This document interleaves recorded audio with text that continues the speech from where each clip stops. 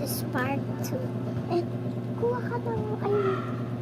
Tapos, Yan yung pang kulay natin. oo nga.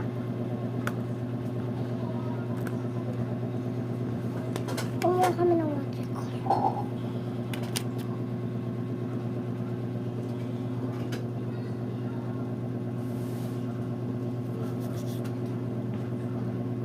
May brush yan. Big brush na lang gamitin mo.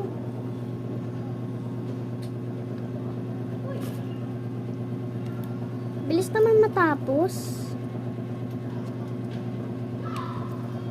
Ay, ganda naman. Orange talaga gusto mo, be? Hindi. Bakit Malagay ko orange? sana blue kasi nakarap sa akin si orange.